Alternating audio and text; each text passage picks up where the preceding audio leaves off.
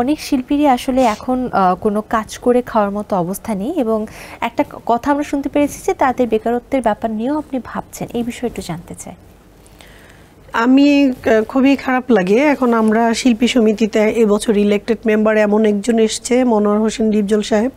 আমার মনে হয় তিনি ইলেকশন করলেন, আমরা ক্যাবিনেট আসলাম কতদিন, 2-2.5 মাস। এই 3-4 মাস ধরে অনেক শিল্পীরা ভালো আছে, অনেক শিল্পীরা ভালো আছে যাদের অবস্থান খুবই খারাপ। কারণ আমি তো পাশাপাশি বসি সমিতিতে, দেখি শিল্পী সমিতির উন্নয়নের আগে ব্যক্তি মনোয়ার হোসেন ডিপজল যেভাবে মানুষের পাশে, ওনাকে আগে আমরা যেহেতু বের করে এফডিসি পর্যন্ত নিয়ে আসতে পেরেছি, সেহেতু কিন্তু মানুষগুলো উনি দেখলে কাউকে ফেরায় না।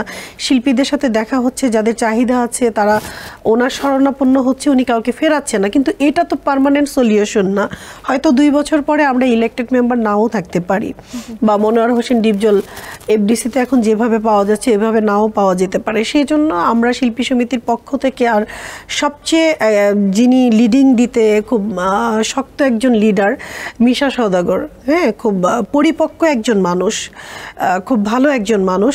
মিশা সওদাগর, ডিপজল সাহেব একত্রিত হয়ে দুটো স্ট্রং হাত আমরা পেয়েছি, তাদের সাথে তাল মিলিয়ে অনেক কিছু করা পসিবল। সেজন্য আমি ভাবছি, আমি সুন্দর সুন্দর প্ল্যানিং চেষ্টা করছি আমার সমিতিকে, আমার প্রেসিডেন্ট সেক্রেটারিকে দেওয়ার, এবং তারা নেয়। আমি যে তাদের এত জুনিয়র পার্সন, বা আমি যে কেউ না, আমার আসলে তাদের কাছে তাদের তুলনায় আমি কিছুই না। কিন্তু একটা কথা বললে আমি মনে করি ডিপজল মামা ফেলে দেয় না।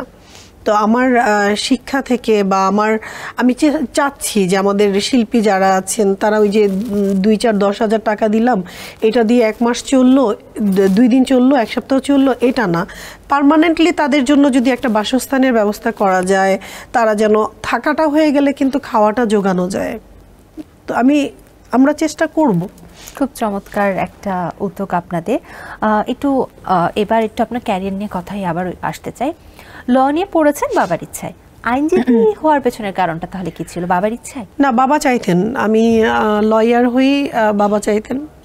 ছোটবেলা থেকেই আমার ড্রিম ছিল, যদিও গ্র্যাজুয়েশনটা লতে করা উচিত ছিল, কিন্তু কিভাবে গ্র্যাজুয়েশন, সমাজ কল্যাণটা আমার ভালো লাগে, রিসার্চ করতে ভালোবাসি আমি।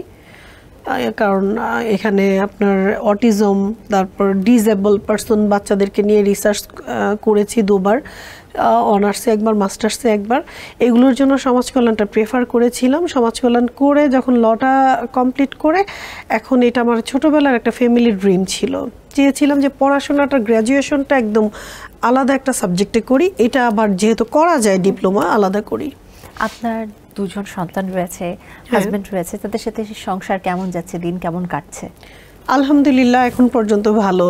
এখন কালকে কেমন যাবে জানি না। সবসময় প্রতিদিনই বেঁচে থাকতে পছন্দ করে? হ্যাঁ, প্রতিদিনই, এখন পর্যন্ত ভালো আছি।